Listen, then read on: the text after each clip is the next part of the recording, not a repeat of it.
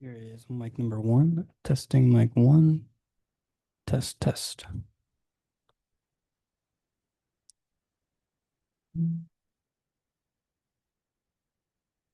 Here's mic two, testing mic two, test, test.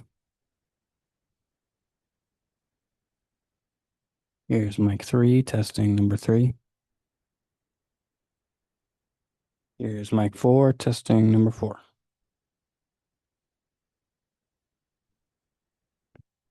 Mic number five, testing five.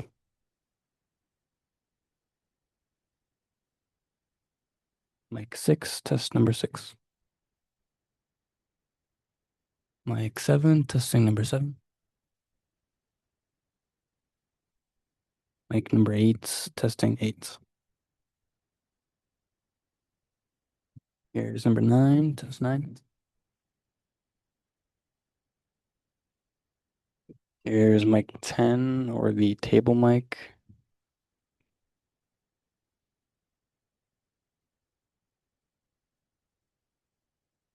And here's mic 11 or the standing.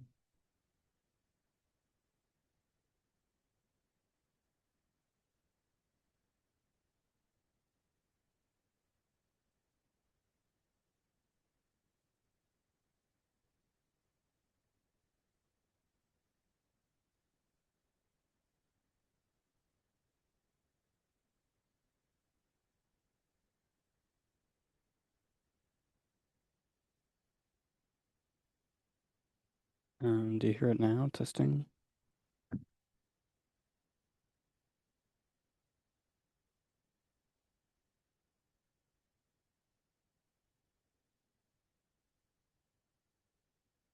Test, test. Testing one, two. This is the only mic that's on right now.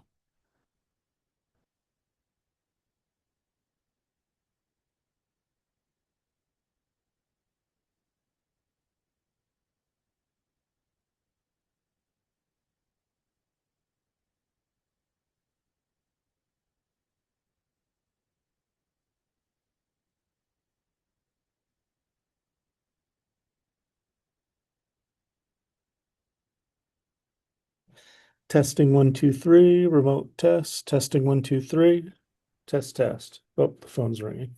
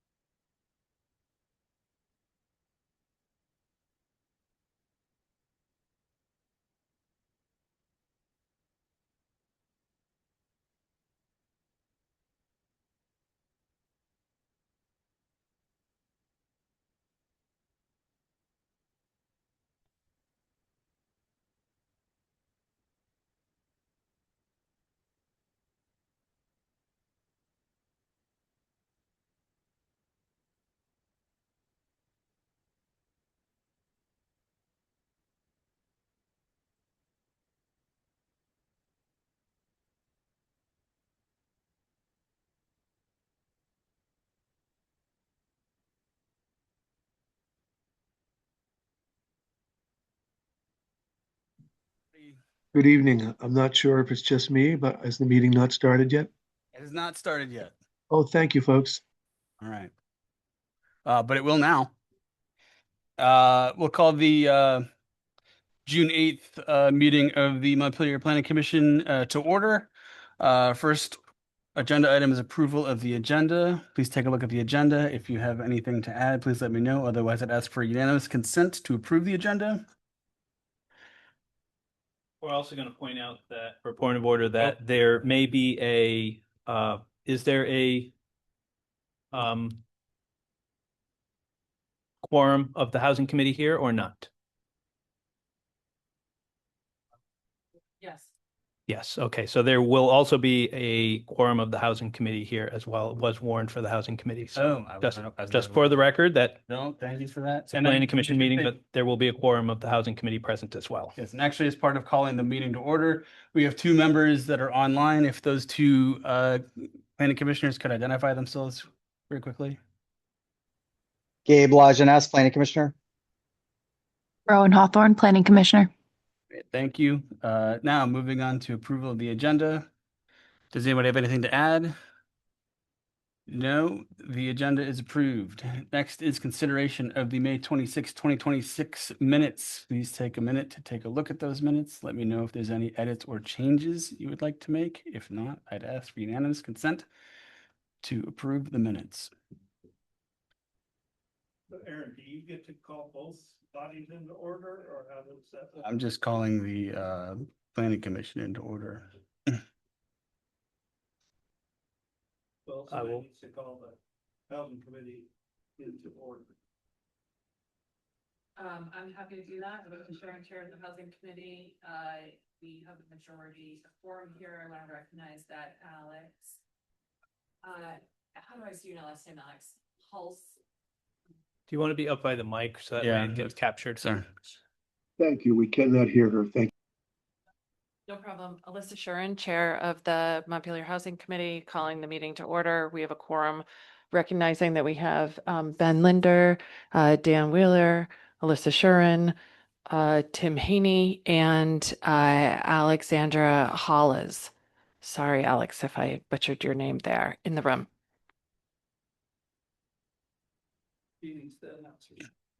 Looks like she's. Alex, can you please identify yourself? Come off mute. Hi, I'm Alex Halas. I'm a member of the Housing Committee. Thank you so much. Thank you.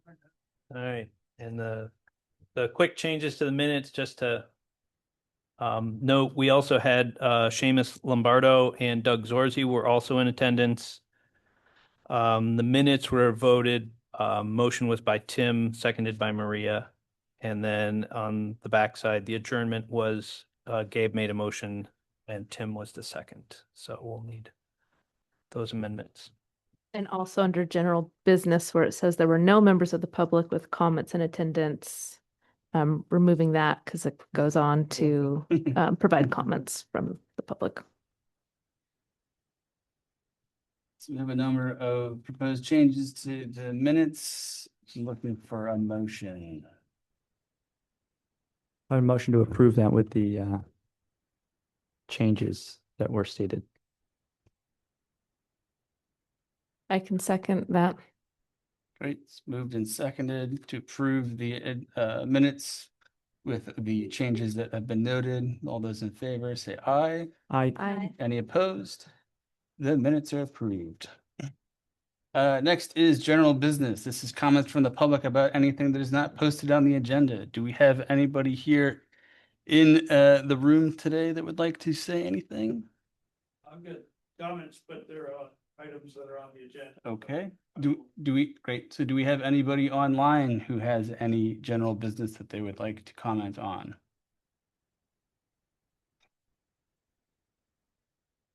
No. All right, moving on. Quick meeting. I like this so far. Next is comments from the commission. I don't have any comments other than to say welcome the Housing Committee. Wonderful to see you all here. And Christian from the Regional Planning Commission. Great to see you. Looking forward to your presentation It's really great to have different, different subcommittees and groups working together and trying to streamline these issues, and so that we're all working on the same page and moving forward. This is something that has generally not happened in my tenure here at the Planning Commission, so it's refreshing to see, and hopefully we can have more of these joint sort of meetings together as we move forward, and hopefully put some real development in place in the city. So, does anybody else have anything? Rowan, Gabe, do you have anything? Nope. No, Okay. thank you. Great. Next is a presentation from the Central Vermont Regional Planning Commission on Act 181, the regional plan update, and Tier 1A and 1B updates. Yeah, feel free. Cold seat, not the hot seat. Change that. All right, so introduce myself, Christian Meyer, Director of Central Vermont Regional Planning Commission, here with my program manager, Brian Voigt. We'll let you lead the conversation mostly and answer questions as they come up, but I just want to give a short introduction before we at least pull the map up, our regional future land use map, and get into some of the questions you may have about that specifically, and then we'll go from there. So again, as I understand it, we'll be talking mostly about that map tonight. This is not a new thing. We've had future land use maps at the regional levels for some time. And it is not a regulatory function either. It does not regulate land uses on our or force land uses on our municipalities. It is different from past future land use maps because it has this Act 181 tie-in, or the Tier 1 eligible areas. If you look across the land use areas when we bring them up, there are 4 village centers, downtown centers, planned growth areas, and village areas are all eligible for Tier 1 enrollment. And we can talk a little more about what it means to enroll in one of those tiered areas as the questions come up. The map is also not just a regional initiative. It is built off of local planning documents, your municipal plan, your zoning map, your future land use map. And it also incorporates the requirements of Act 181, which are numerous as well. And we're trying to find that balance between those two sources. Further, it has to be reviewed by my Board of Commissioners and meet the regional goals. And it needs to be reviewed by the Land Use Review Board, formerly the Natural Resource Board, the Act 250 Board, as well, before the regional plan can be approved. We can adopt a plan just like a municipality, but then the LURB will review and approve our plan. And a big part of that process is to validate these regional maps.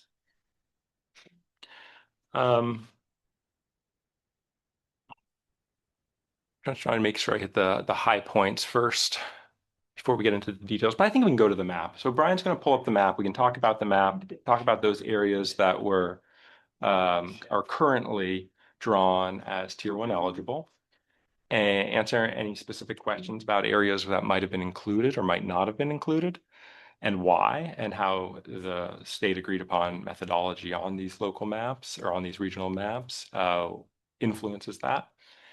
And then kind of talk about next steps for the municipality if there is interest in pursuing one of the tiers. And we'll go from there. And anything else that's on your mind? While we're getting this up, we did mention a little bit that we are in the midst of adopting a new regional plan. Our goal is to adopt in early fall, either September or October. We're submitting it hopefully this week for comments from the state, both the LURB, initial comments on what's called the pre-application, where we can get initial comments from there for completeness, and other state agencies and departments as well. So really our public outreach and comment period stretches into the fall. We're going to be doing these sort of meetings with many of our 23 municipalities. And then before we ultimately reach submittal. So with that, Brian, I'll let you start your Sure. Thanks. presentation. Hi, folks. Not sure I've met all of you, but again, I'm Brian Voigt. I'm a program manager at the Central Vermont Regional Planning Commission, and drew the short straw and wound up being the guy that's worked on this map for what feels like decades at this point. I just wanted a couple of other bits of information for context. Christian mentioned before that this is really a bottom-up mapping process. And so we looked at things like your zoning bylaws, your town plan, and in particular, your future land use map component of the municipal plan. We are also guided in our work by a methodology that was developed by VAPTA, the Vermont Association of Planning and Development Agencies. And that was specified in the legislation. So VAPTA was tasked with coming up with a methodology that could be deployed statewide by the various 11 different regional planning commissions. So it included things like the land use classes themselves, but also defined what those classes are intended to represent. So that's really the background there. Christian mentioned 4 of the land use classes are eligible for either Tier 1A or Tier 1B designation.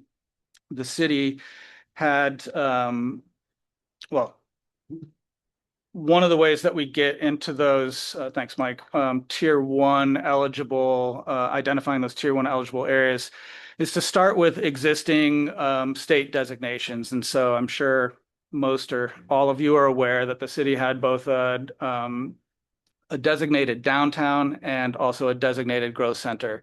By default, those are essentially placed into one of those core 4, the downtown center, planned growth area, village center, or village area classes, and are again automatically eligible for a Tier 1 designation. The other thing I want to mention about this effort is that for the locations that already carry a state designation, we don't exclude any area, including things like wetlands or flood hazard related concerns. Rather, we make a note that those conditions exist within those areas, so that when we review that with the land use review board, that they're aware of that. So in some cases, you'll see some kind of funky boundaries, like this spot right here, where if everything to the south of here, everything to the south of this green purple interface here is in either the growth center or the downtown designation, but then north of that, it falls outside of there. And so that's why we see us taking into account the full span of the river corridor in places like that. I'll also note that for the rural conservation land use class, that there are really a fairly small number of pathways to end up with a parcel classified as such. Flood hazard areas being one of those, if the land itself is already conserved. So we have a conserved lands database. That's a statewide data set that represents the parcels of land that are conserved through one mechanism or another. Wetlands in excess of 5 acres in size, core interior forest habitat, and elevations above 2,500 feet. I think I'm missing one, but you get the idea. It's again, fairly narrow pathway. And what we see less so in Montpelier, certainly more in the outlying communities, is a lot of this sort of paler green color like we see over on the west edge of the city property or city boundary. And that represents the rural ag and forestry land use class. And those parcels that are classified like that are a mix of parcels that are currently enrolled in the use value and appraisal program, regardless of which aspect of the program, forestry, conservation, or agriculture. And then parcels or collections of parcels that exceed 20 acres in size that have that characteristic land cover where the land itself is, again, not necessarily enrolled in the current use program, but is being used for agricultural purposes, or if large enough or large enough in concert with some adjacent parcels, could theoretically be managed for timber harvest over the next little while, decade or more. So that's how those primarily how those rural conservation, rural ag, and forestry parcels are classified. And then the last thing I'll say before I open it up is the yellow color, yellowish color that you see here. That's really kind of just the catch-all category. It's known as the rural general, and it's sort of if you don't fit anywhere else, and we can't make a claim that you should be in a special use area, which is the way we've got the Capitol grounds designated. You're likely to find yourself in that rural general class.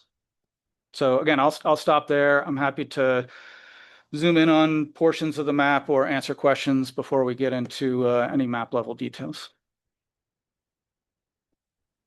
Aaron, I'm curious how we want to sort of structure this from here on out, to invite housing committee members in to ask questions. Do we want this? I assume we want this to be more of a conversation Yeah, absolutely. across the board. So, so if and when folks want to join in, we've got this microphone. Is that the? Yeah, the microphone works over here, as well as.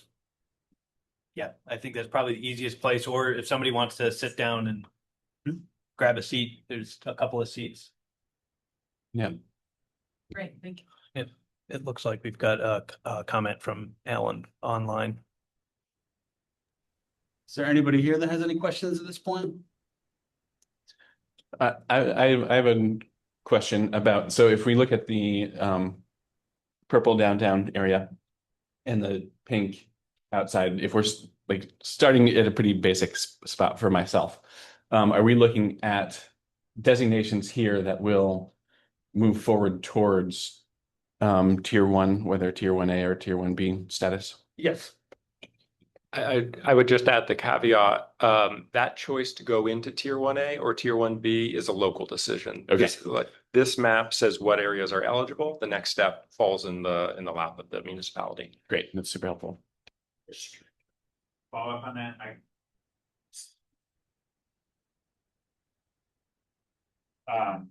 Ben Bowen, I'm city council, and the liaison to the housing committee. The pink areas, planned growth areas, anything eligible for tier 1, is it automatically tier 1B and then you have to apply for tier 1A status? Or what would be the, what is the way in which communities opt in for those different designations? Yeah. So there's an opt-in for tier 1B. That's the lowest hurdle. Your governing body, and in the council, will need to pass a resolution and we have a template form, fill in the information and submit that to the Regional Planning Commission, and we will submit that with our final application to the Land Use Review Board. Tier 1A is a little different. I recommend you opt into tier 1B for any areas where you want tier 1 anything. Start with that opt-in, and then pursue the application if that's the municipality's goal. That application is now available online. I just checked before coming over here. It's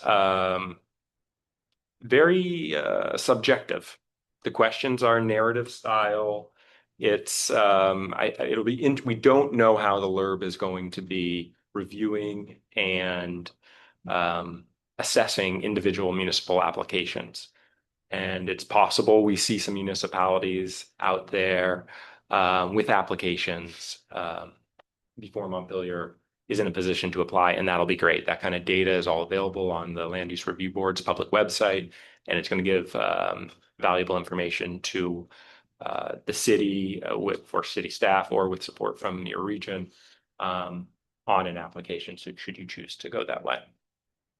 And I'll just follow on with one other comment here, that just because a parcel is tier one eligible does not mean that you would need to include it in your tier one either opt-in or application. So for example, and I'm not recommending this, just using this as an example, but thinking about like the two purple legs that stick out to the north there, maybe those don't go into the tier one and you just want to focus on the downtown.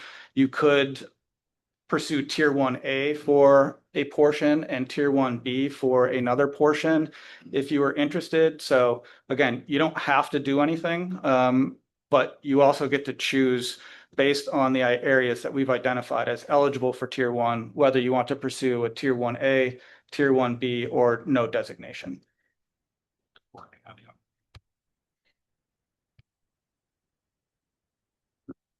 So the map that you have up there is slightly different than this print off and the one that I'm looking at on the CVRPC website, where rural conservation, like it seems that everything in the floodplain downtown has the rural conservation overlay.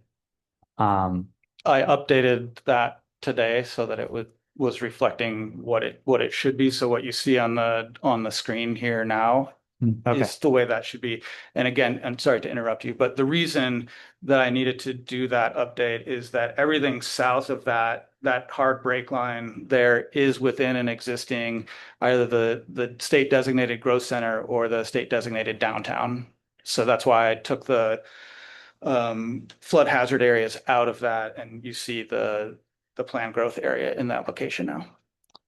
And the other thing I have a question about, some of the public stakeholder feedback on the map online is showing, properties that are labeled rural general that appear to have sewer and water service that we would ideally have in a planned growth area.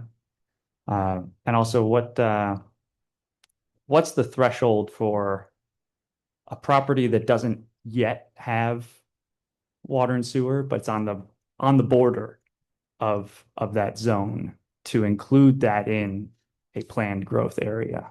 Yeah, I'd say two-part response. I'm going to turn it over to Brian in a second, especially if you have an example that we can really illustrate this with. Just to try to use the mic. Yeah, there.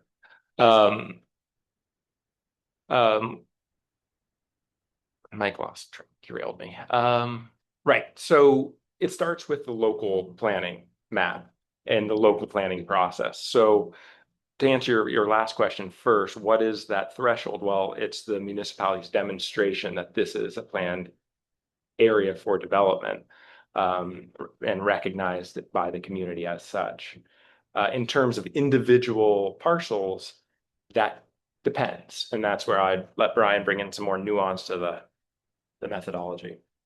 Yeah, so typically where you're seeing parcels that have water, wastewater, or both infrastructure serving that location, and those parcels fall outside of a tier 1 eligible area, it is most frequently due to pedestrian connectivity issues. And so places where it's not safe to walk on the road, where there's not a sidewalk, where there's not transit service or a bike lane, for example. So one of the elements that the Land Use Review Board will evaluate when looking at these tier 1 eligible areas is this notion of pedestrian connectivity. So there, all the factors are sort of equal in terms of their evaluation, and where I couldn't either identify that there was a sidewalk or there was a street with a speed limit greater than 25 miles per hour or has more than 1,000 cars per day from the average annual daily traffic count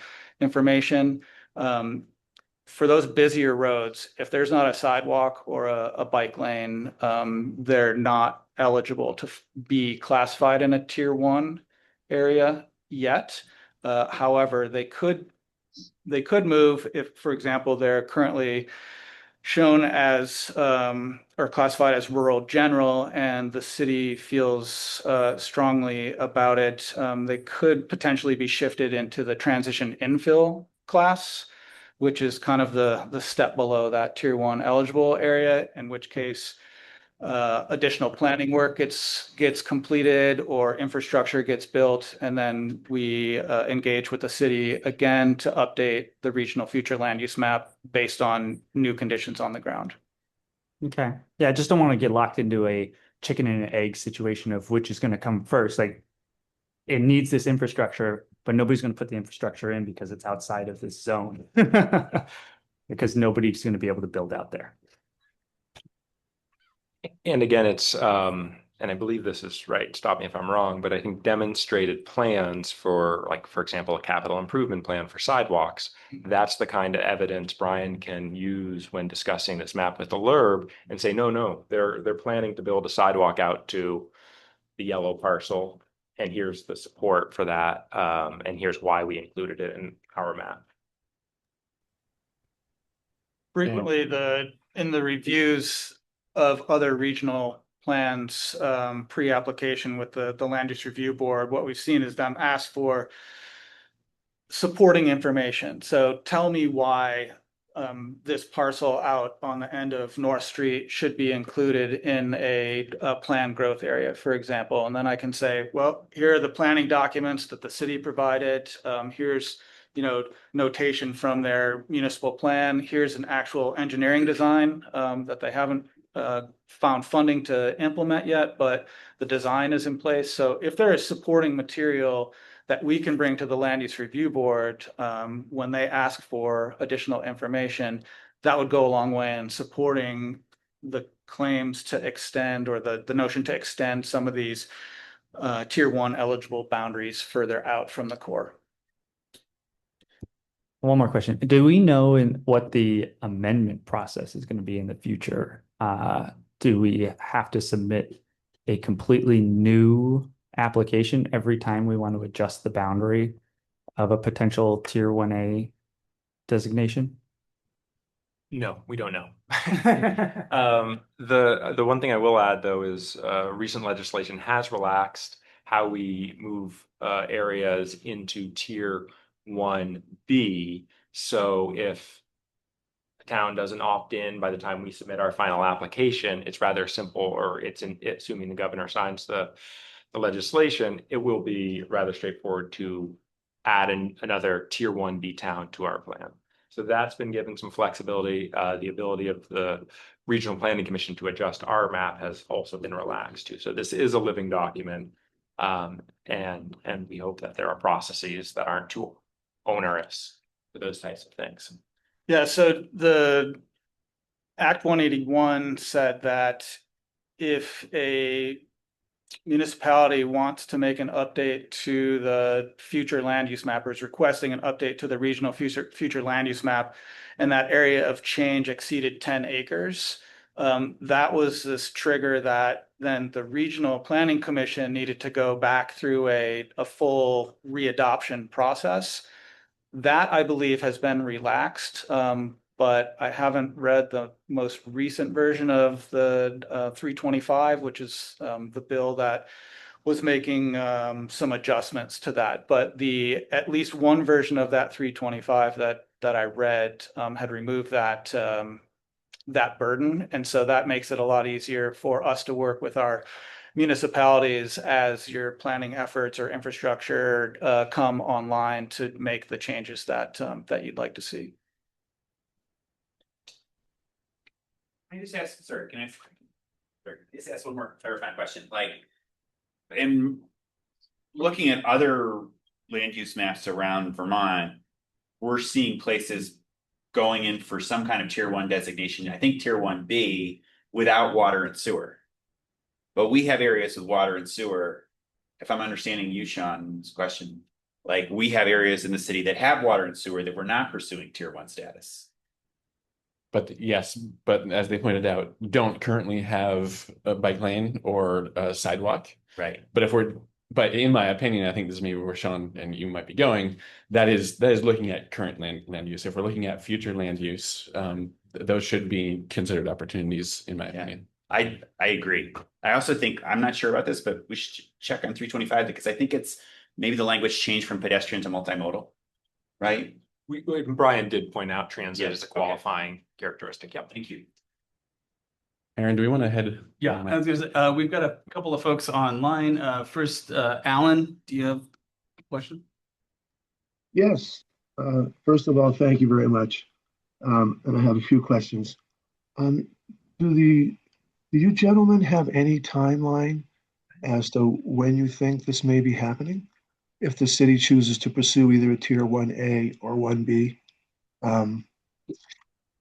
That's my first question. And I think you've already answered part of it. It seems to be a flexible document. I should have said, it's Alan Goldman speaking, gentlemen. And I am the proud steward of a big part of that left side over there. And that's the big piece of Growth Center and then going into the green. I'm sort of the west side of the city. I was going to ask, would there be a chance to work with you to ground truth that line more accurately to really follow what's taking place on the ground? One of the things, if you look at my farm above, you'll see my barn and my house. I'm in green, but I did the original Growth Center. The reason why I bought the property is because they pressurized the power with the water up Pembroke Heights. And so my house, my barn, and my pasture were all in MDR. We're always in the Growth Center. And so I was going to ask if there's some chance to try to modify some of these things that are deeply served by sewer water access. You're breaking up a little bit, Alan. I don't know if you're blocking your microphone a little bit. Just wanted to let you know if you could just. I'm sorry. I'll try to. Is this better? I'm not sure which part of my laptop is picking it up. Is this better, or is it better in the front of it? It seems like it's better now. Okay. I apologize. I was probably speaking too close to the screen. So I was just going to ask, may I try to meet with you folks and go over the mapping, because some of the property, at least that I steward, it's not ground truth, and I would be very pleased to work with you. And then that was really, that's really most of it, because it speaks to the eligibility. And I have been in the Growth Center since we came up with that designation. And again, I have sewer, water. There's quite a bit of land around there. And I appreciate your time. And so if you could speak to really, I guess, what the timeline might be, and is there some chance to try to ground truth something when the parcel is so large? And I do have very accurate data that could help you do that. Thank you. Sure. Thank you, Alan. In terms of the timeline, we are aiming to have our plan adopted before the end of this calendar year. And that means by at latest early 2027, we would have an approval by the Land Use Review Board.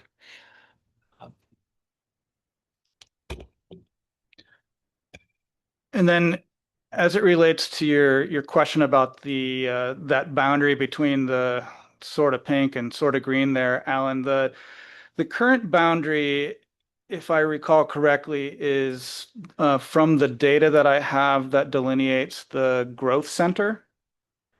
So if you're suggesting that it's something other than that, I'd certainly be happy to meet with you and talk through that. Oh, thank you so much. What is the best way to reach out to you folks? You can contact Mike Miller, and he's got our information. I will send you their email contacts so you guys can set up a time. Thanks, Mike. Folks, and Mike, of course, I encourage you always to participate. If you could please help as well. And sorry, I didn't fully answer your question either in terms of timing. For Tier 1B, when our plan is approved, I would think that Tier 1B would then be active. simultaneously. We just don't know what the process for tier 1A is going to be or how long that review process is going to take. I guess my final question would be, a lot of it might just be the rumors. So we heard that Tier 1A became law in January 1st of 26. And that, again, we heard through the grapevine, but it may not be correct. There was something about we're still working on the form or some of the, I guess, the true way that you folks want to guide the process. Is there any truth to the rumors I'm hearing, or am I off in the netherland? Thank you. So the legislation did specify that the application process for Tier 1A would be available in January of 2026. We're now in June, and Christian just saw the application for the first time today. I wasn't actually aware that they finally released it. So they're a little bit behind schedule on the Tier 1A piece. The Tier 1B, though, remains a quote unquote simple resolution from the City Council saying that that the city wants to opt into Tier 1B over this specified geography. The Tier 1A process will likely be quite similar. It's just that instead of the Land Use Review Board taking your word for it that the city's qualified to adjudicate these types of permitting scenarios, the Land Use Review Board will have some review process for the Tier 1 applications. And that's the part that I just don't know what that looks like yet. Okay. Alyssa, do you have something? To maximize housing, I think we're eager that for anywhere that connects to water and sewer to be considered, anywhere on the parcel to be considered for the growth center. I'm wondering, and you're saying, well, it has to have pedestrian connectivity. So if you can show that there's a plan for pedestrian connectivity, then that would make it more viable. Do we have a sense of how far those plans could go out? Like if the city did like a 5-year plan that was phased out, would that be considered? Or does it really have to be more like in the next year that parcel is going to be connected? Do you have a sense? If that's part of your capital plan, Yeah. it doesn't matter. My understanding is it wouldn't matter if we're going to fund this project 15 years down the road. It's Okay. part of your capital plan. There's other planning documentation behind that to support the idea that you're working towards providing multimodal capacity or infrastructure or, Yeah. on and on for any of those other parcels. Yep. Thanks. We've got some folks online. James Moore. Great, thank you. I appreciate the work. I think this is really important for Montpelier and the region. I would second what Alyssa Sharon's comment there, and I think some comments from others about the need to maximize, where we've got resources in Montpelier. Specifically, one of the spots that I was looking at is as Elm Street runs north along the river, there's that tiny sliver of yellow, which, as I understand it, would be not included automatically in Tier 1B. That is actually exactly where we're actively working on a project right now. We broke ground a couple weeks ago on a small 4-unit multi-family building.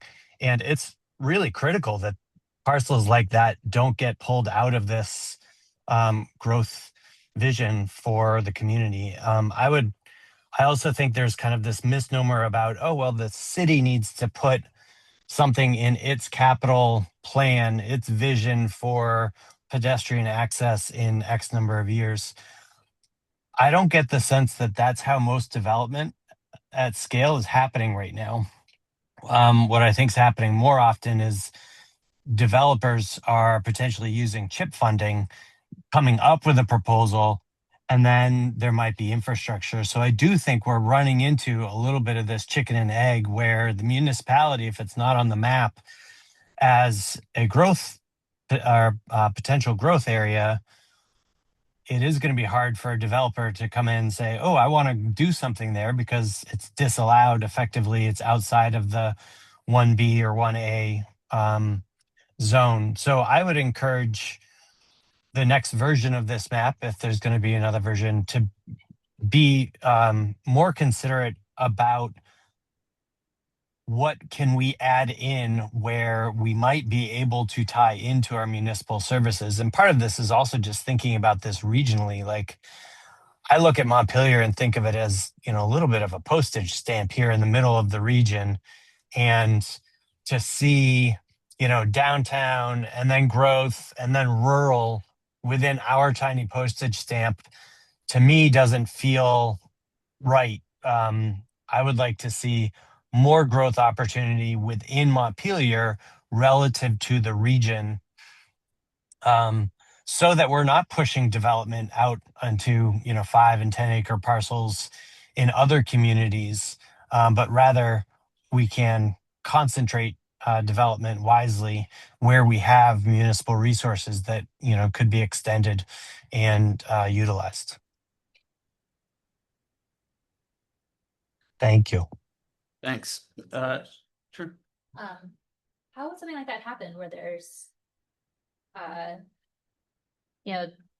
it's a street and one side is a planned growth area and the houses across the street, which are utilizing the same infrastructure are. There is a sidewalk there. The sidewalk goes all the way out. And the sidewalk is on the side that's currently in the yellow. So I'm just curious, like how that would happen in your. Yeah, so those parcels on the east side are by and large included in either the river corridor or a special flood hazard area. So I'm not discounting that there's utilities there or that they're using the same utilities as the people across the street, but on the west side of Elm Street there are no flood hazard considerations.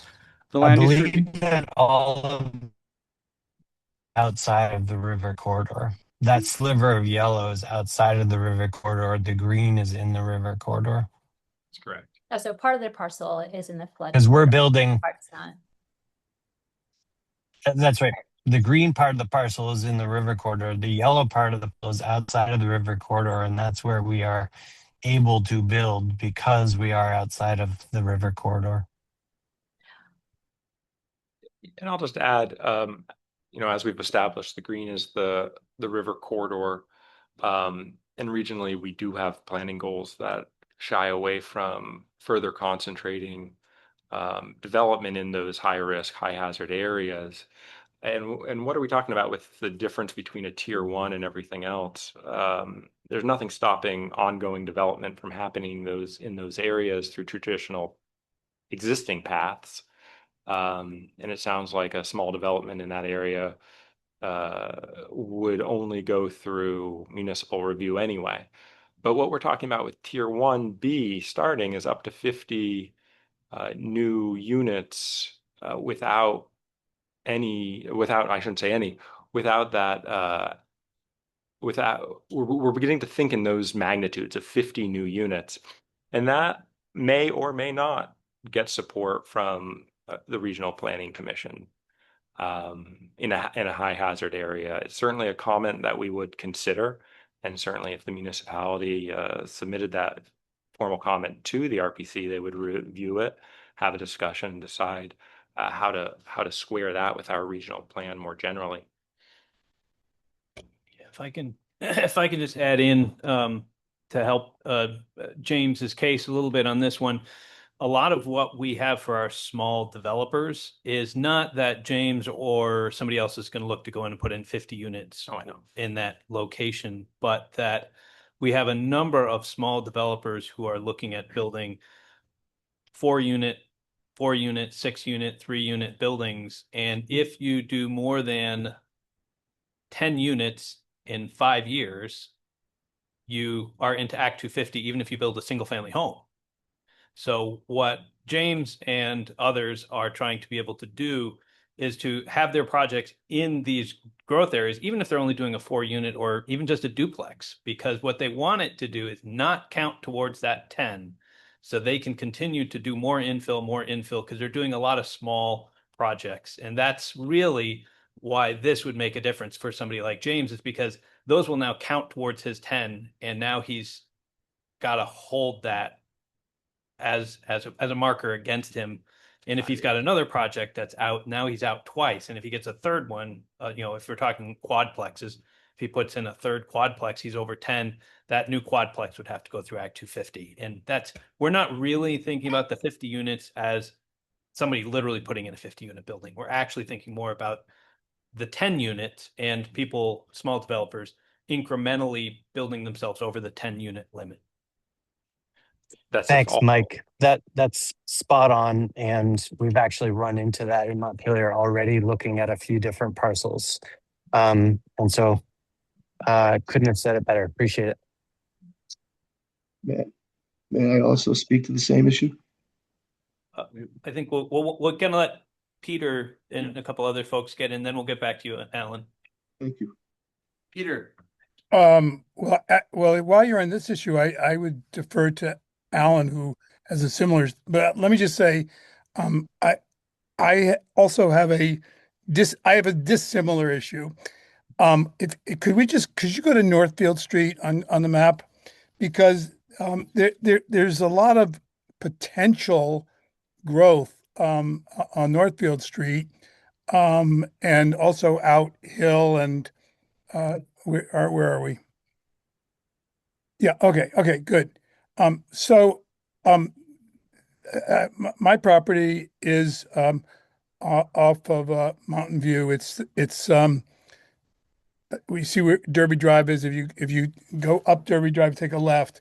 I've got a block of property that could have a development, not of 50, but maybe 5, 6, 7. But the infrastructure doesn't go out there. It stops at my house. It doesn't go any further.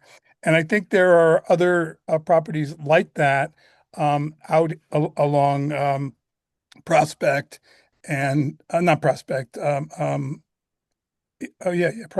Prospect. Yeah.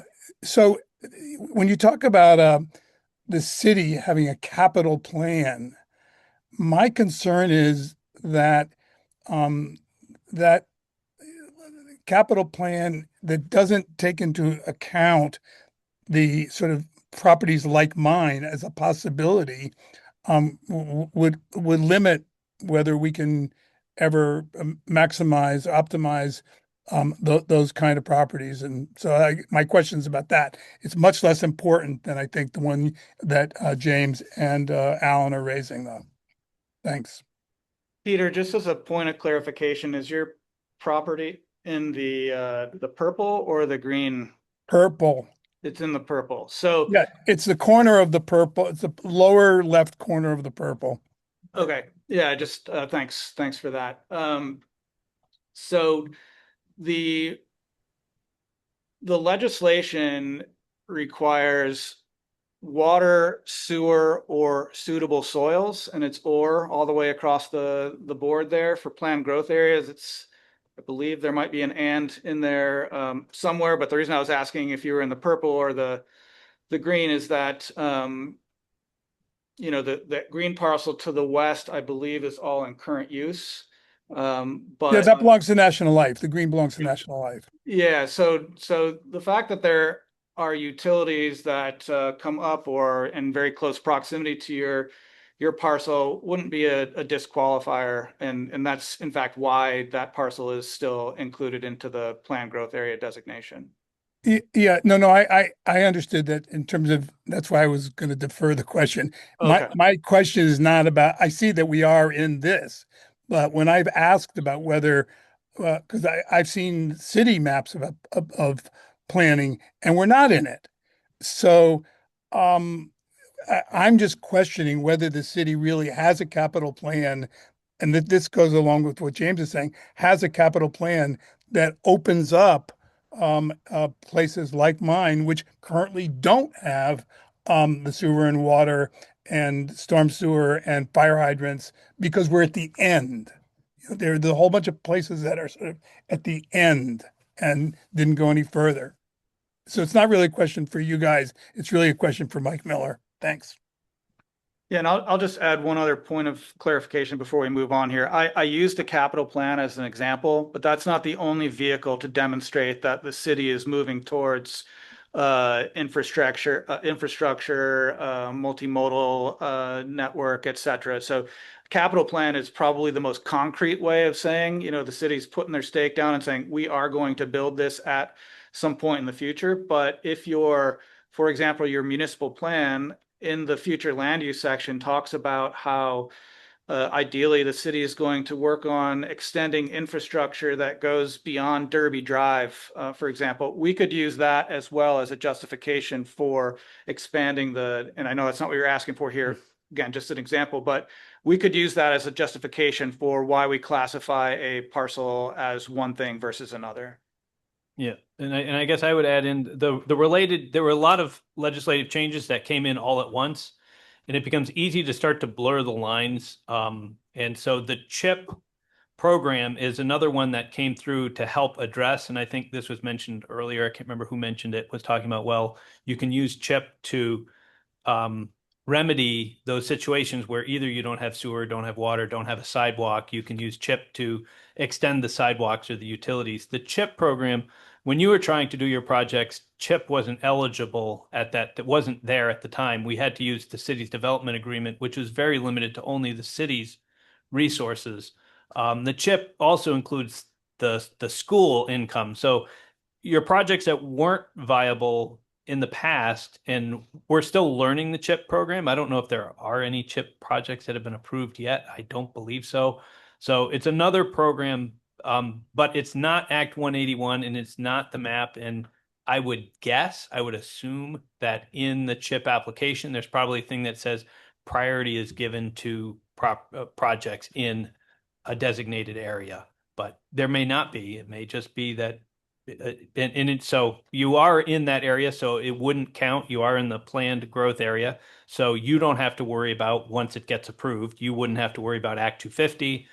And then the utilities will probably need to be addressed through a CHIP application, which is a separate process from what we're talking about here with the future land use map. But there may be new opportunities that the state has created to help make some of these formerly not viable projects viable, because you have a project, it just needs sewer and water.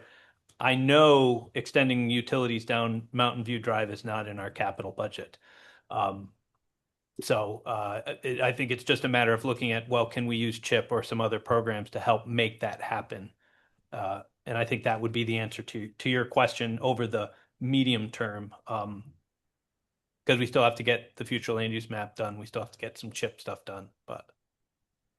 I'll wait. Thank you. Alan, do you have a follow-up? I do. Thank you. Well, I want to thank you all again. I appreciate what Alyssa said. James, Ben, Peter, Mike, we're all pushing in the same direction. I'm hoping you can consider areas. If you could please go back to my area over on Terrace Street. Thank you very much. And I love your mapping. It's wonderful. I'm a map geek, so I'm really enjoying this. If you could please go closer to my home, you'll see the barn up there. Yes, thank you. So one of the things that we're looking at doing is that was always in medium density residential. When I was a planning commissioner, that was absolutely in the growth center. There is a stone wall that defines the field, which is really magnificent prime ag that I take care of, and a very front bony pasture. When I bought the house, it was originally three units, and I put it back to one. I was going to break it back into three. The carriage house, I was going to break into another unit, but I would also love to do adaptive use of my barn. I've planned it for decades. It's so hard to have these experiences. So all of that land where your arrow is, that is actually mostly bony pasture. There's a little bit of wetland in the front, and of course you would not build in it, but most of it is dry. And that's absolutely served by sewer, water. There's no sidewalk right there, but if you look at my neighborhood in Terrace Street, much of it does not have sidewalk. If you even go all the way down to the bottom of Crestview, going into Pinewood, there is no sidewalk. So that can't be the only thing. And I would love to see a sidewalk coming down Terrace Street on the steep part. And in previous Act 250 permit that I received in 1991-92, that was actually our secondary access in emergencies as well. because it already climbs to the 850 contour. And again, that's why I bought the land the day after they voted to put the tower up on Pembroke Heights. In fact, Mr. Heaney, Tim, and his dad were competing bidders at the same time. So I'm hoping we can at least use that land because it does have city sewer and water. If you look at my house is physically in the road. The road is actually in my yard. So I can't be much closer to the sewer and water. And one of the things that Peter's doing, and a lot of us do, and we've learned over the years, it's really expensive to build new. And I'm glad that James is making that happen. But renovating space has always been the way that it's been so successful for me. I've been able to do it at a much lower price than building new. And so I just don't want to lose that opportunity.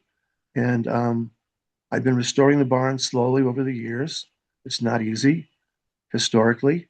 And so now I'd love to get into some adaptive use. I know that's one of Ben's bailiwicks. And so I'd love to see that used as housing at some point. And so I would welcome the chance at any time. And Mike's going to send some information to get together with you and see if I can show you exactly where it should be fine-tuned, where it would follow the bony pasture and where we could really protect the prime ag. And that's what we did years ago. And I apologize. I probably should have been more active earlier instead of, I'm reacting instead of proactive, and I apologize. Thank you for letting me speak. Just a quick response. This is Christian. First, we'd love to learn more about your parcel, Alan, and how it might fit into the existing methodologies that we're following to develop this map. I think this is a good example of where those methodologies and where the Land Use Review Board has demonstrated its authority to push back in some of our peers in other parts of the state where there isn't that demonstrated access, multimodal access. They are causing regions to go back and tighten their stuff up. That doesn't mean it's a dead on arrival, no. It just means we're aware of the reality on the ground and how the LURB is reviewing these kinds of linear extensions without supporting infrastructure. So that's part of the explanation of why your parcel in particular might not be included currently. And that's also worth stating again that this is not a regulatory map. Nothing should besides the probably likely inclusion in the land in current use, nothing about the way your parcel is currently mapped should get in the way of you pursuing traditional development as has traditionally been pursued before the tier system was conceived. May I quickly respond to that? I own 7 Court Street, so it could affect me if I trigger Act 250. I own Sabins, so it can affect me with Act 250 over there. Because Sabins and Crestview were actually in a joint application for a growth center expansion. I've waited patiently. You're muffled again. Oh, I'm sorry. I was going to say, respectfully, it doesn't work so easily like that for me because I'm doing multiple projects. So I'm going to be doing housing, hopefully at Court Street as an office conversion to housing. I was very lucky when Mike and the group opened up the door to a 15-unit plus. I am the owner of Sabins, so I can't trigger Act 250. And if you look at the property of my house, right across the street is Mrs. Chater. Above me, I know it as Mr. Sprague's house. Well, for goodness sakes, I'm the same land, but I'm not the same color. I'm the exact same area, except that I have parking and they don't. I have a magnificent barn that continues in elevation that really should be converted into some sort of, hopefully, housing. And I have a large building there. My house is much too big. It's like 3,500 square feet. So it's begging to be broken up into much smaller, affordable units. And the carriage house I converted many years ago for an office, I'm going to make that into livable space as well, because that's where the paradigm has gone. So I appreciate everything you're saying. I know this is not easy, but I would just, again, point that out, that if we fine tune this, I think it'll be more accurate. And then it's just odd that I'm the only one that's not that even that tan color, when I'm the only one that has land you can actually build on. If you go behind Mrs. Chater's house, she has a very large pond, so there'll be no building behind there. If you go behind Mr. Sprague's house, that's approaching the wetland and crossing the wetland, so there won't be any building over there either. The only place you can build without going into the wetlands would be up by my small cow barn, my big barn, and above my house, so you go above the wetland. And that's why I love to work with you to see if we can fine tune this and offer as much housing as possible, as everybody's been speaking to. That is the reason I bought this in 1986, 87, because they energized it up to that point. And that's why you have Ledgewood Terrace. Otherwise, if we didn't have the tower, we wouldn't have the water pressure. And thank you again for all your work. Great, thank you, Alan. Tim, do you have something? Oh, Could I respond to that? Sure, Brian, Very, go very ahead. briefly. Yeah, thanks for your comments, Alan. You note the discrepancy in color between the adjacent parcels here. And one of the things that I didn't mention at the beginning was that although not a hard and fast rule, we're not trying to separate parcels into two separate classes. Now, that being said, if we scroll down, you'll already note that your parcel is separated into two separate classes. So I look forward to having that conversation with you about the area of your parcel that includes your house and the surrounding bit. The reason that that piece of your parcel ended up as that rural ag and forestry is a combination of the size of the parcel and the predominant land cover characteristics in there. So that's how it ends up in that rural ag and forestry. It's not to suggest that it's any more or less developable than a parcel that's denoted in that tannish, yellowish tan color, the rural general class. Really, the big distinction, well, there are a few, but the big distinction between those two is really the size of the parcel and whether it's conceivable that a small parcel could preserve the working landscape versus a much larger parcel like the one that you have. But again, I look forward to talking to you more about this and looking at some more fine detailed data. I really appreciate your comments. It's such a complex parcel because it goes all the way from the hinterlands Alan, all the way down to State Street. Alan. Mike, if I could just please finish, or if I'm not being, am I being heard? Well, I'm I just saying, I understand that you've got a lot of concerns about your parcel. I just want to express one last comment to the gentleman, because it is hard for these guys to do it. Part of the complexity, gentlemen, is I touch so many points in the city. So the land along State Street is very different, of course, than way out here. And I know it's hard to look at it. I purchased the Redstone building, so that too has another whole zoning district. So my parcel straddles about 4 or 5 different districts, and it does make it complex. And so I really appreciate you trying, and thanks for the opportunity. Thank you, guys. Great, thanks. Tim, do you have something you want? Thanks. I'm Tim Heaney. Just following the comments, is just trying to sort this out.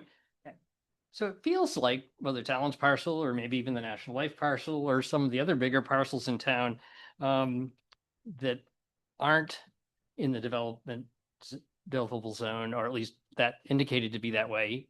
But if they have public water and sewer resource, the community's invested in that capacity, and we have it. It feels like these parcels may be stigmatized for future development process, even if theoretically one can develop them, because they've already been labeled outside of this tier 1A, tier 1B growth zone. So I think that's the concern I've had. I'm listening to you because I know you say one could develop it, but in a few years, are people just going to look at it and say, oh, well, it wasn't within the zone. So, because like National Life, you said it's in land use. Well, a property can be taken out of land use. I mean, that's not a permanent reason to not be able to create something else there if people choose to. So, thanks.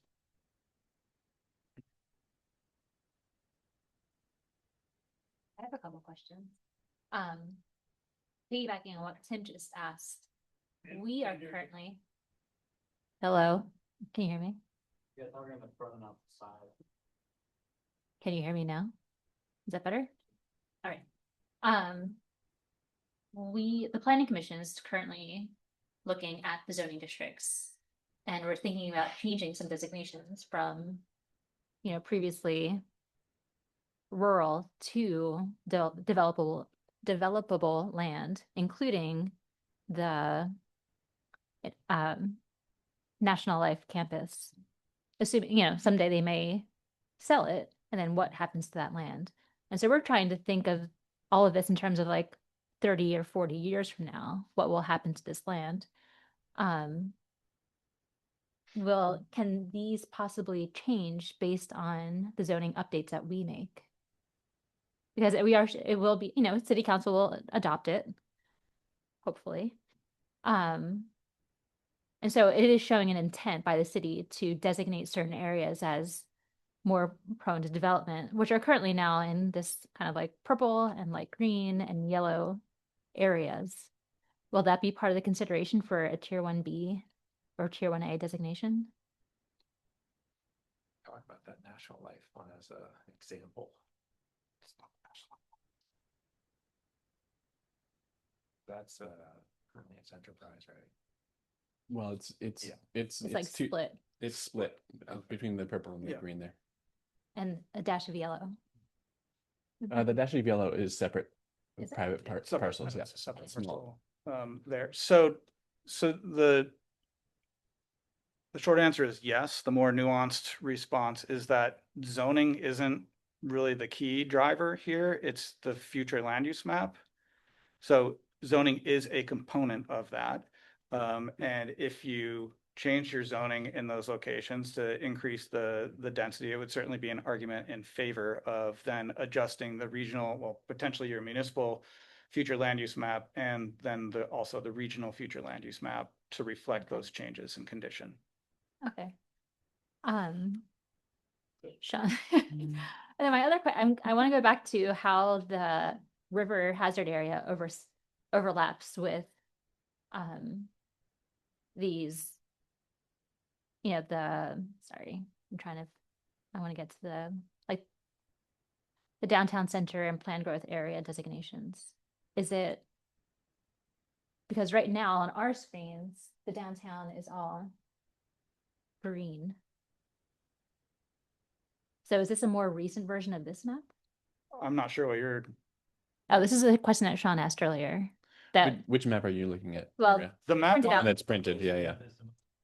This is the most. This is the most current version Okay. of the map, the one that we're looking at on the screen, and that folks Got it. at home can also see on the screen. Okay. And the update that I made from what I'm guessing is the printed version that you're looking at to now is to clear up the river corridor special flood hazard area polygons that overlap with the existing state designations. So in your areas where you have, and I can turn those, doesn't necessarily matter what they are, but so these areas, and this is kind of again, you can't really see the colors, but it doesn't necessarily matter. This outer boundary is the growth center. The slightly different hue that you can see there is your designated downtown. So any of the areas that fall within either the designated growth center or the designated downtown, in those areas, we include river corridor and special flood hazard areas in that tier 1 eligible piece. Okay. Outside of the existing designations, we do not include river corridors and special flood hazard areas in tier 1 eligible classification. Okay, so that's why the area that James was talking about earlier is still in that river corridor. Correct. Up on Elm Street. Yep, off of Elm Street. Okay. And then how far down does it extend? Like towards Sabin's pasture?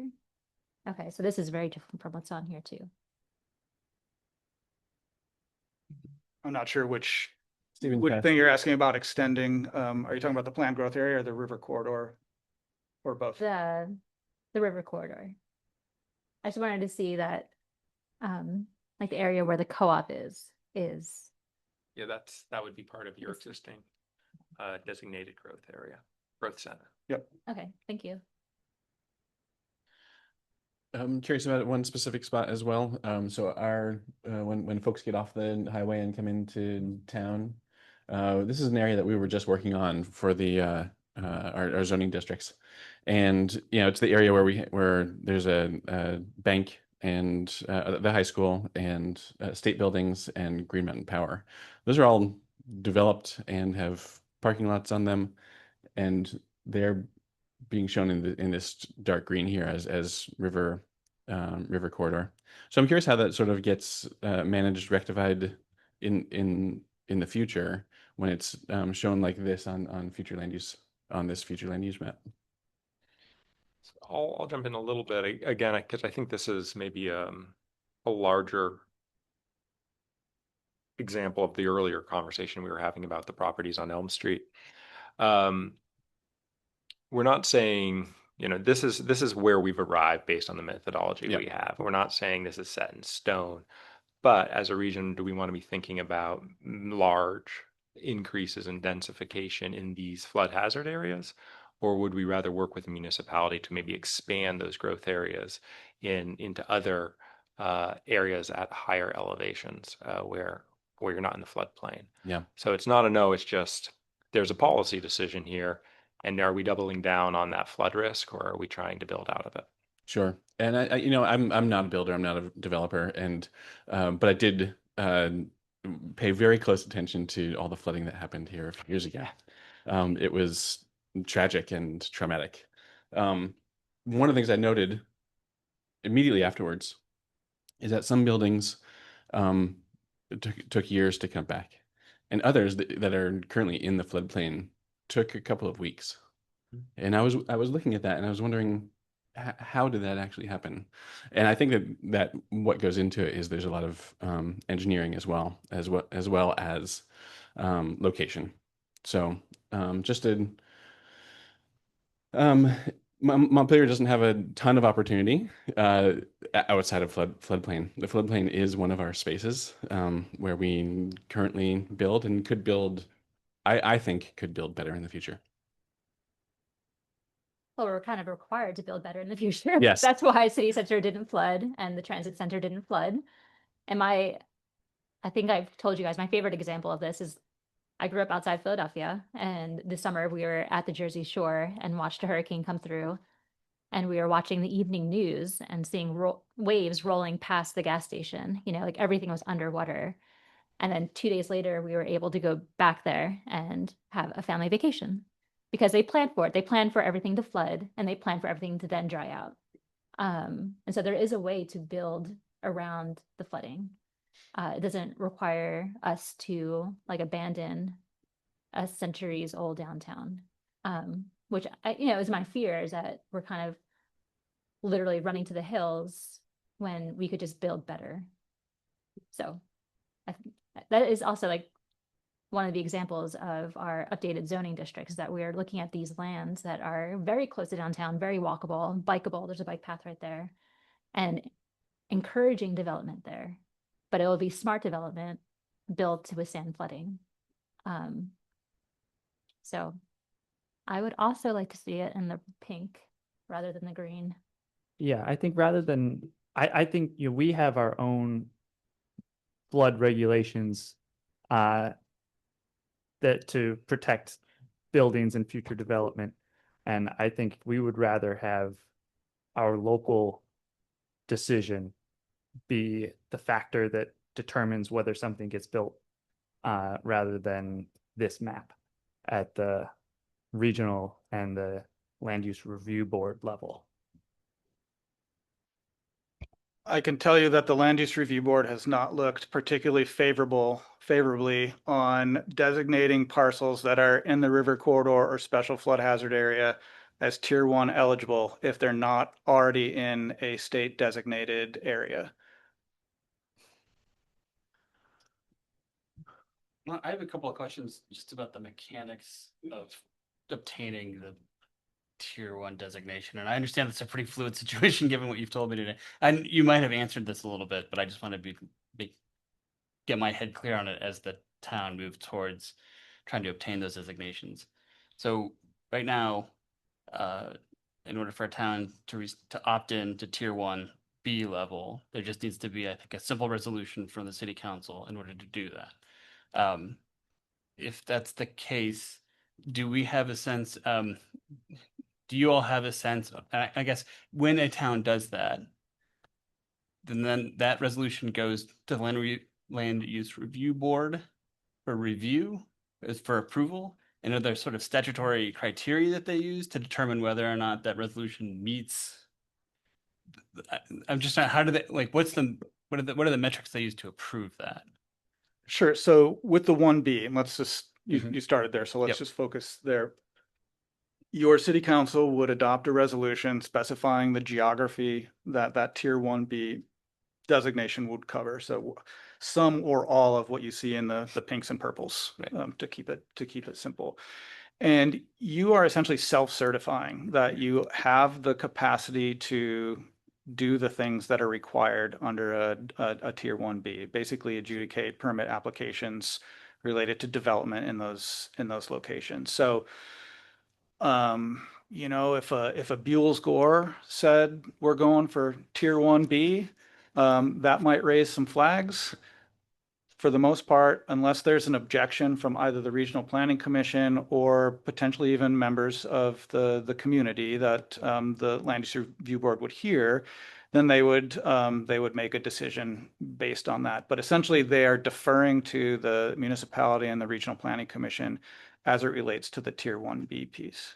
And so I think it's safe, would it be safe to say that you're not aware of any instances where a sort of well-developed municipalities such as Montpelier, the LURB has sort of denied a 1B self-certification, as you call it? No. Well, two things about that. In my professional opinion, I think Montpelier is probably one of a small handful of municipalities that should even be considered for tier 1A. Tier 1B, the one place where I've seen changes, and this does not reflect on these sort of fairly densely developed communities, thinking more of some of our rural communities that ring Montpelier or even a little bit further out, where other regional planning commissions have said, you know, designated an area as eligible for tier 1B. And then the Land Use Review Board comes back and says, well, tell me a little bit more about the, you know, multimodal capacity here. Where is the sewer? Where's the water? Where are the good soils if the sewer and water don't exist? And they may lop off a parcel here and a parcel there, which doesn't negate their ability to pursue tier 1B eligibility. It just shrinks that area that would qualify for that classification. Right. And that's sort of what I'm trying to explore, like sort of on the margins, like I'm trying to think of like best practices that the town can employ to try to, if they want to obtain like 1B tier status, how to make, and I want to make that footprint as broad as possible. What can we do to make sure that we can If pitch Montpelier, it as best we want to? if Montpelier doesn't qualify for 1B, then I would say that fundamentally the system is broken. No, I understand. I'm not worried about that. I'm worried about, to your point, if at some point the Land Use Review Board sometimes sort of comes in on the margins and tries to shrink it a little bit. But I'm not, this is not a significant worry of mine. Yes, so they may, and you know, we've talked about some other ideas of potential expansions for the planned growth area. They may push back on the boundary that we've designated currently. So again, I will need to be able to demonstrate, and I have notes and can always come back to our municipalities to ask for additional supporting materials, but I'll need to be able to demonstrate, for example, why the planned growth area should extend as far as it does on Elm Street. And so then I'll run them through a quasi checklist of here are the conditions on the ground that lead me to believe that under the VAPTA methodology, a planned growth area is the appropriate designation for this parcel. So that would be the conversation that we would have with the Land Use Review Board. And when they respond to our pre-application, they will also ask for further justification. So maybe it's the Terrace Street piece that Alan was just talking about before, and we try to extend that. Although I think that anyway, I'm not going to get into why I think that's not going to work, because I want to talk to Alan and see if we can get it to work. But they may come back and say, well, you know, it seems to us that beyond that quarter-mile buffer from the existing state designation, that Terrace Street really isn't pedestrian-friendly. And it doesn't have necessarily the other qualifications that we'd be looking for. Can you tell me why you don't think that's the case? And again, digging into some planning documents, looking to Mike or the planning commission to help develop some supporting materials so that when we write our formal response to the land use review board, to respond to their comments, that we're able to support why it is that we classified a portion of town the way that we did. And then I want to shift just a little bit, and I understand that asking this question, probably getting over my skis just by asking it, but with respect to the 1A designation, understanding, and I agree with you, there's probably only a handful of municipalities that are really prime 1A candidates here. It seems to me that there are probably some other municipalities that are further ahead in this process than Montpelier is. Do you have a sense if those municipalities, now that the application, it seems like it has just been released, do you have a sense if there are other municipalities that are ready to go to apply for A1 status? I'm just thinking in terms of like, hopefully there's a body of municipalities ahead of us in the queue that we can look at. Are you saying you found a good use for Burlington?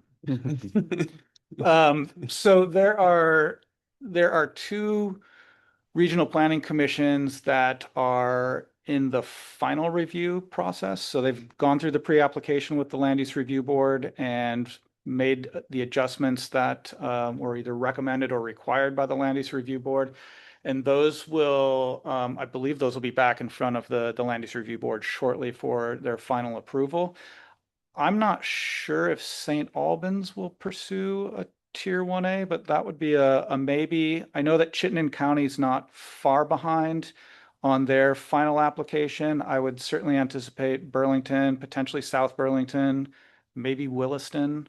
So I think, the communities in Chittenden County, I would suspect there will be a handful of that go for Tier 1A. And then maybe Brattleboro as well down south, but I'm not sure about them. Yeah, Rutland. Or sorry, Rutland. I wasn't Rutland, thinking about, yeah. Rutland plan will be approved before the end of the month. Oh, no, sorry, or will be adopted before the end of the month, but I don't know if Rutland's considering 1A. I think some municipalities, including in our region, who might be candidates are kind of wanting to wait and see a little bit. What does this entail? But in any case, to bring it full circle, we'd expect to have some examples for you by the time you're ready to apply. Great. Thank you. Steve, do you have? Steve Whitaker, these, I'm going to ask a few questions and maybe they can shed some light on them. How does an 8-year land use map relate to a regional plan that we're adopting the old one on an interim basis and planning to put a new one in? Is this a 1-year land use review map, future land use map, or is this an 8-year future land use map with a new regional plan anticipated for next year? And also explain the process of hearings and standing to participate at the municipal level, the regional level, and the LURB level. Because I understand you have to participate at the regional level in order to be able to participate at the LURB level. But some of these landowners might want to get their foot in the door procedurally and not just rely on the regional commission for that. So to your first question, I'll say that this map, just like the regional plan, is a living document, and we expect to see changes multiple times over the 8-year period. Do you want to talk about the administrative process? In terms of standing, it's short and sweet. I don't know. We can find answers for you all. I mean, I'll just, no, I don't know. I wasn't a quiz. Sorry.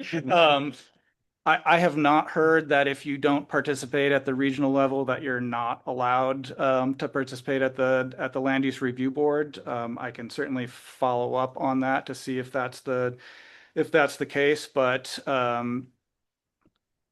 yeah, the regional plan goes through through our board for approval. There are public hearings associated with that. When we submit the pre-application to the Land Use Review Board, there will be a public hearing that the Land Use Review Board will hold with us. And it's my understanding, based on the 2 or 3 of those that I've watched, that the Land Use Review Board is interested in hearing feedback from the public, but also from municipal staff, municipal boards and commissions, et cetera. And so there is time for that type of public comment. You can also submit written remarks as well.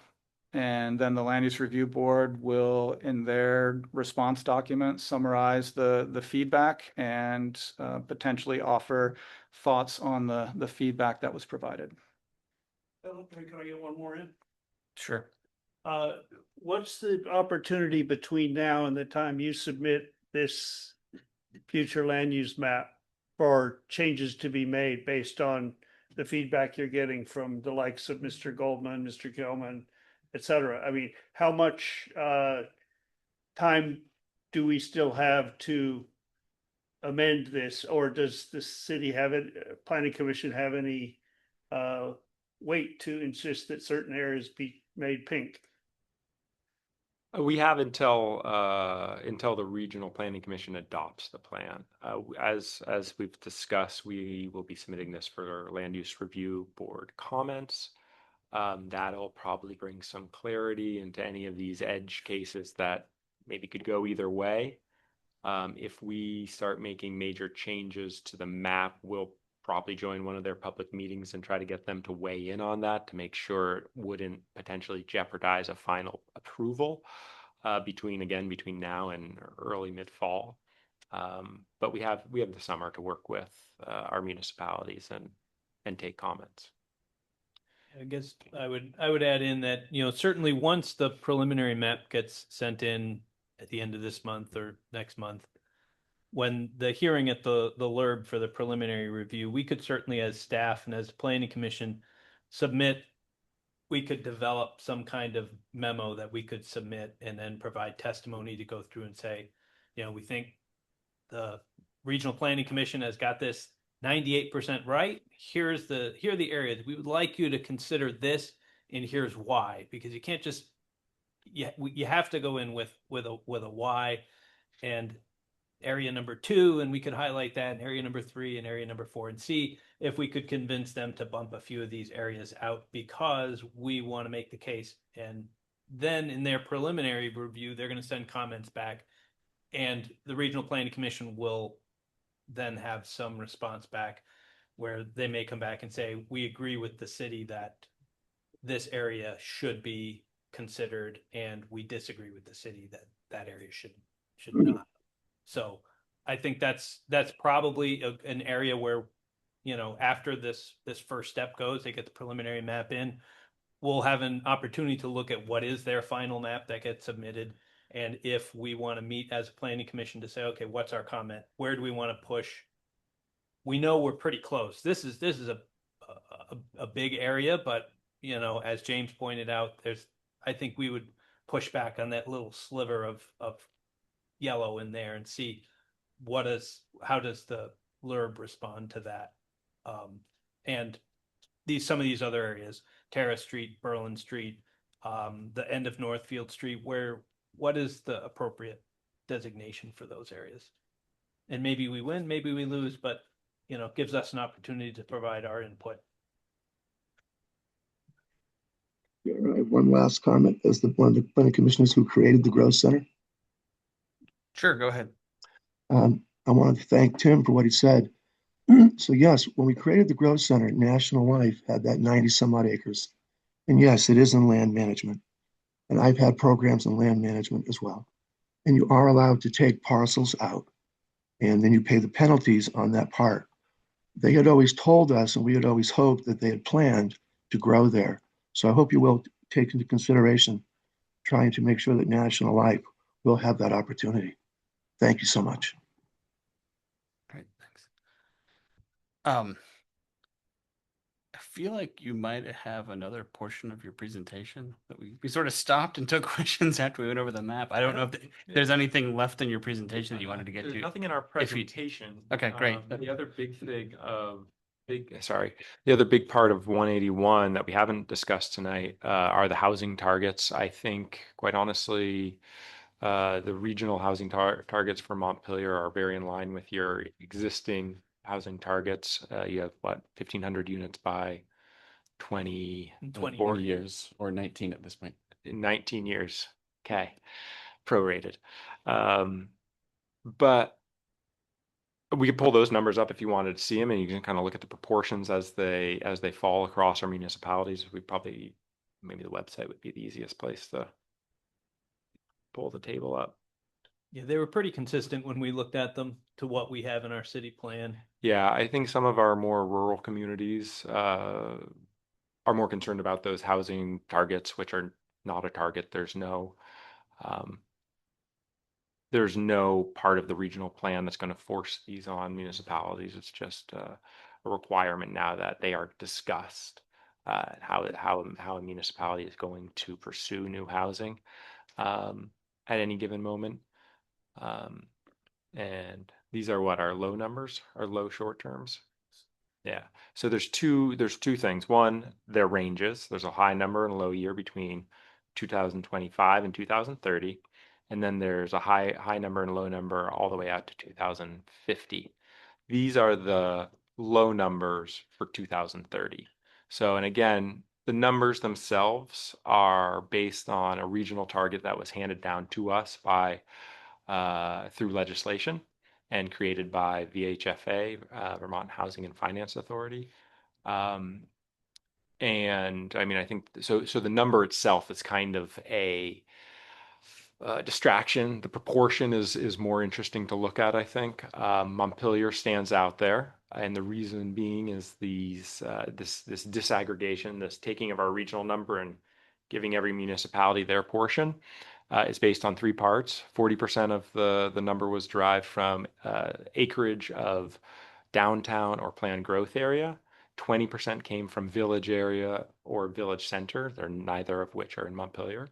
And the final was based on population. So given how aggressive Montpelier is with its planning for those planned growth areas, and given it's one of our larger municipalities, our top three maybe now, it has a high number, and so that's 529 units between now and 2030. It's even scarier than your 19-year goal. It's even more aggressive, yeah, than our goal.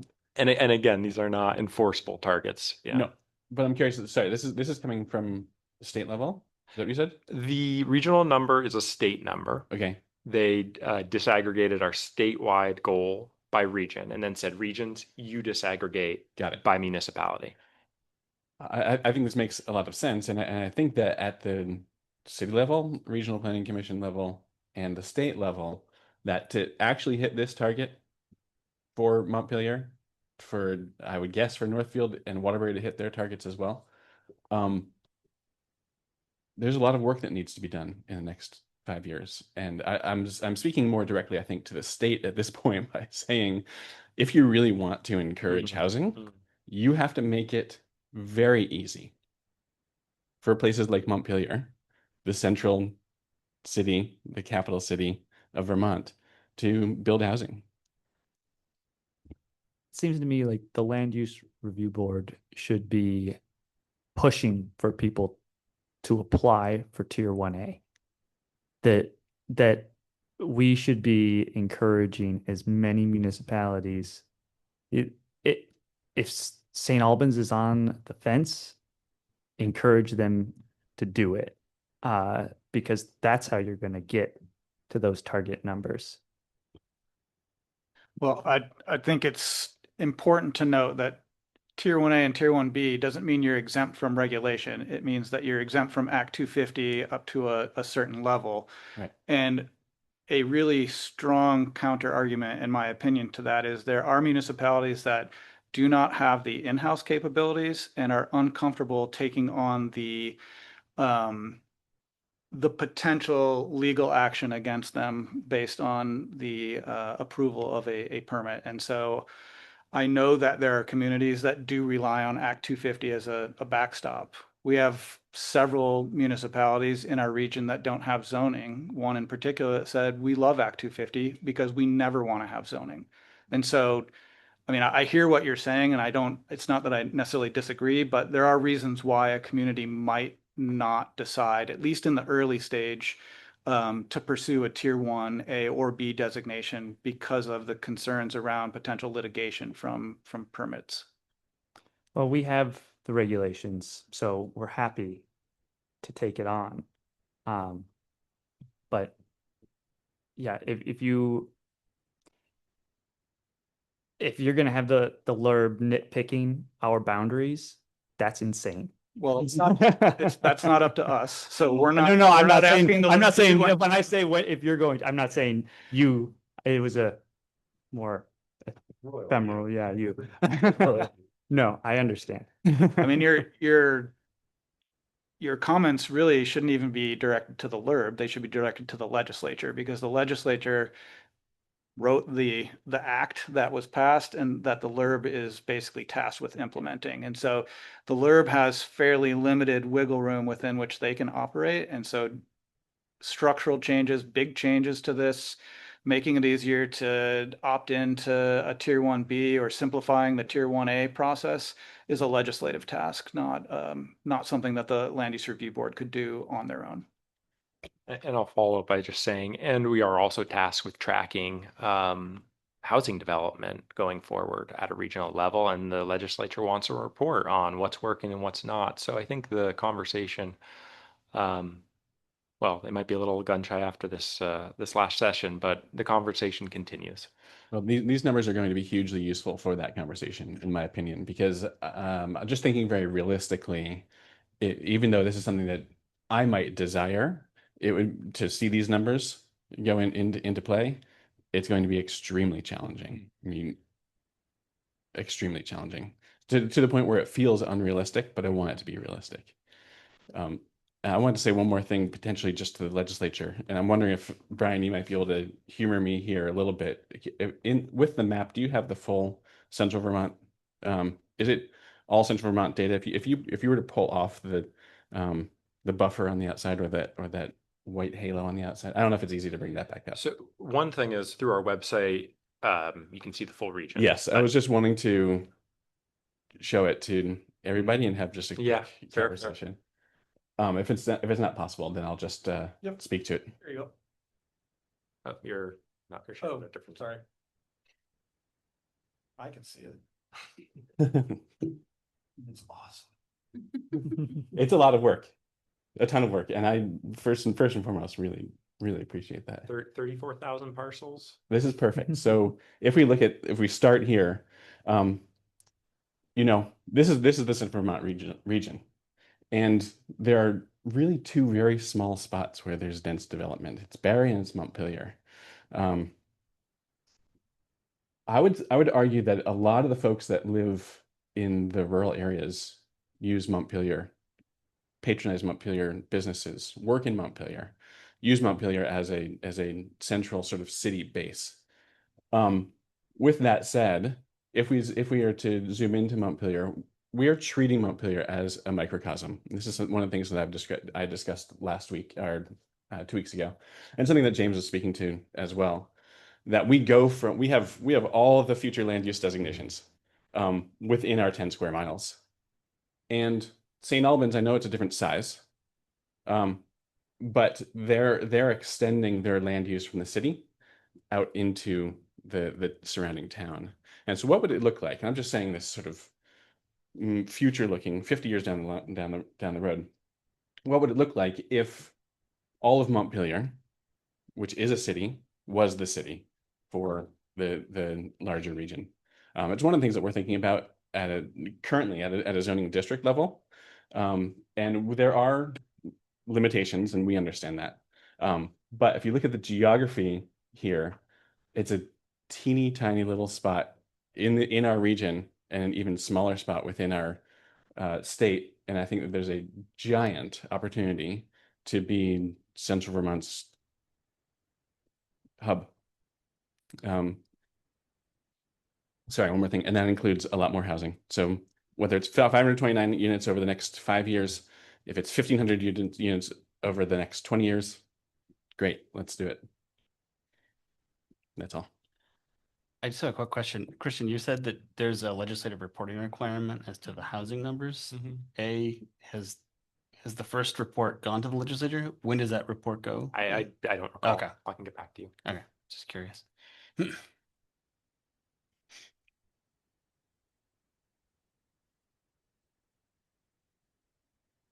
anybody have anything else? Thank you so much for being here. This I have is one last one. Go ahead. I was going to say thank you again for what you both just said. I've been speaking to this for decades. Look, this is a fractal relationship. We are a center with a city that then goes to woods. I've been here a very long time. And so we've lost about 10,000 acres of prime ag land in this experience with the 10.1 acre land gains exemption. So I'm glad you're recognizing this, and I hope you really will take that into consideration, that we are this tiny little spot. And in a fractal relationship, if we're not going to grow here, they are going to grow outside the city. Thank you so much. And I'll just dovetail with what Tim just said. Thank you very much for coming. This has been very helpful, very informative. It's part of a larger sort of constellation of issues that we're juggling here at the Planning Commission. It's given us a lot to think about. As I'm sure we'll work with the City Council as we move forward towards getting those Tier 1 designations in place. And thanks again for your time. And I don't know if anybody from the Housing Subcommittee has anything to say in closing, or no? I'll just put in another plug for folks offering feedback through the interactive map or just direct email. However you want to handle that is certainly fine, but we do have an interactive web map that you can click in the map and you can offer your comments on that particular location. We've got a handful of comments from folks in Montpelier, but would certainly welcome more. So don't need to be a staff member or a board or commission member. It can be anyone that's interested in the topic, for or against what you see. We want to hear from you. So please don't hesitate. Great. Thank you. I actually do have one more thing. Thank you. Sorry.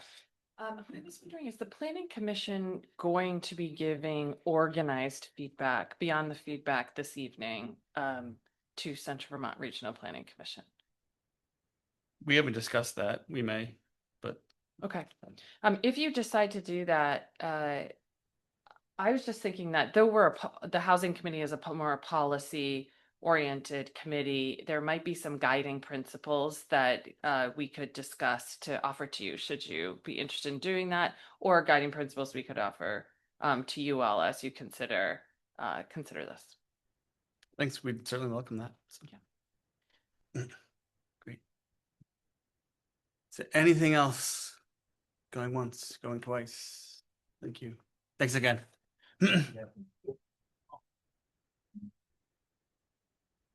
All right, it is 7:17. The next agenda item is to review and discuss the revised Country Club Road development proposals. There was a link in the agenda. Hope folks had a chance to take a look at those revised proposals.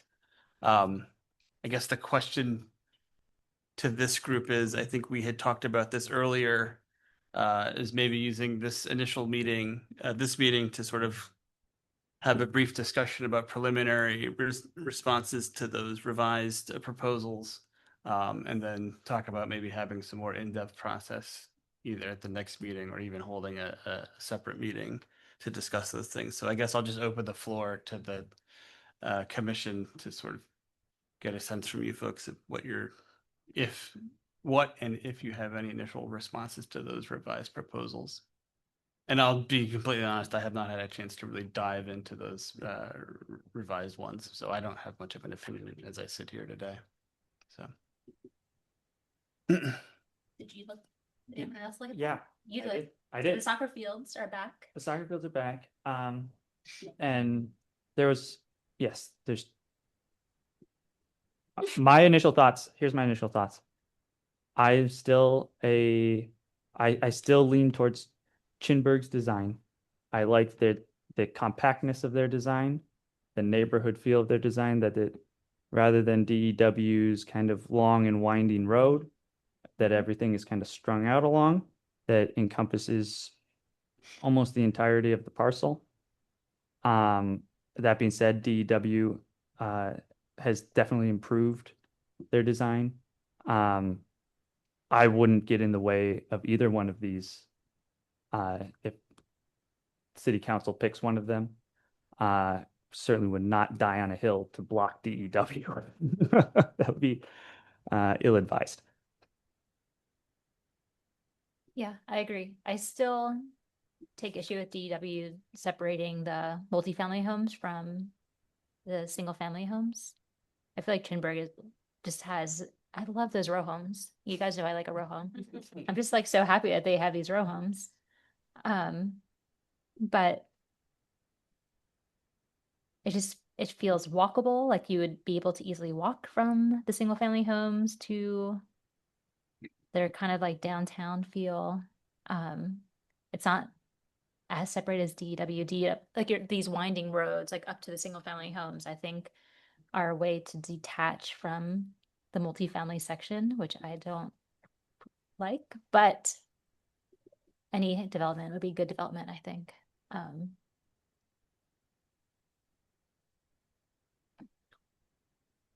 Any other? Yeah, I haven't had a chance to really dig in, so appreciate your thoughts on it. Yeah, I think some folks might be upset that Chinburg came back with 2 soccer fields. But one thing that Ben said during a subcommittee meeting that was a great point is that we have a housing shortage and not a soccer field shortage. So the fact that they came back and they put something in that's rec focused there is good enough for me. I think that's a point that some folks might raise. Right, and as we discussed, it's a way to keep the community attached to this kind of like outpost, is that there will be this influx of kids and soccer players into this neighborhood almost daily. And so it won't be this offshoot neighborhood that people don't go to. So I think they've resolved that somewhat. And I'm hoping there are other soccer fields that we can utilize.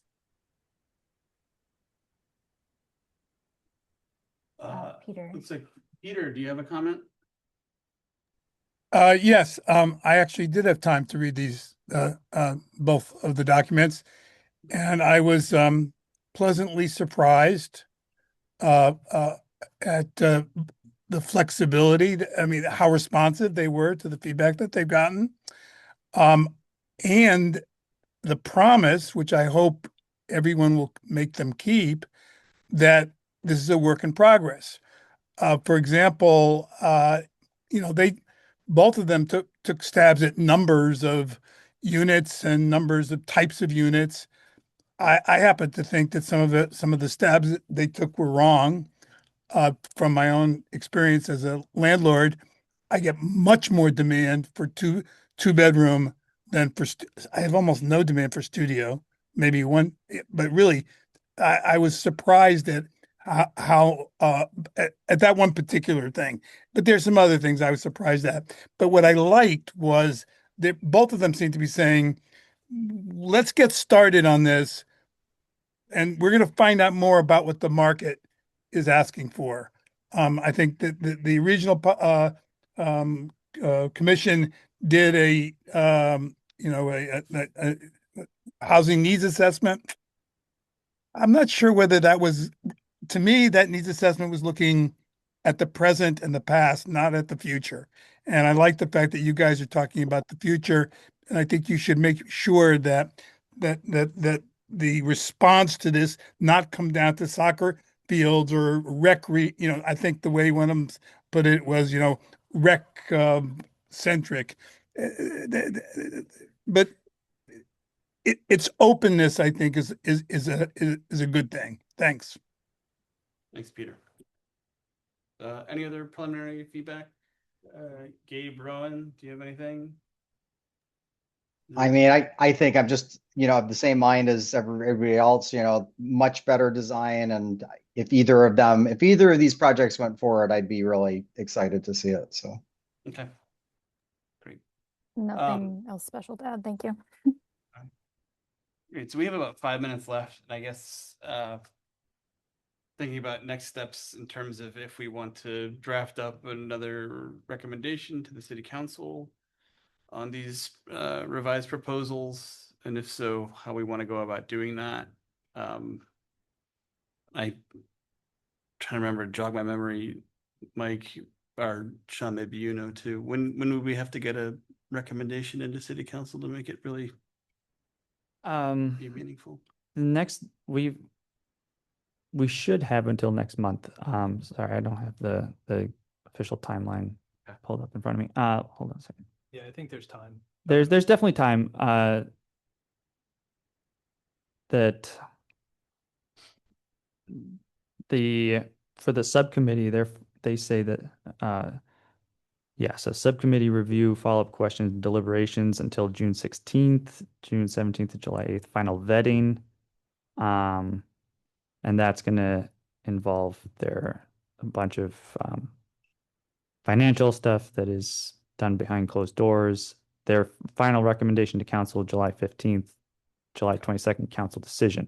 So July 15th then would be a drop dead date. Okay, great. So we have quite a bit of runway then. That's helpful. I wasn't sure if we just had sort of one shot at this, or it sounds like we have more than that. So does it make sense to folks to we'll put an agenda item on for the next meeting to really do a deep dive on these two revised proposals? We can have an in-depth discussion on those and kind of formulate an outline in terms of how we want to structure comments, and then we can just get those drafted and ready to go to vote out in the first meeting in July. Does that work for folks? That work? Sure. Yeah. Okay. Sure. This is also probably a good segue to ask. Summer's coming up. School's cutting out soon. Do we have to start thinking about your vacation plans?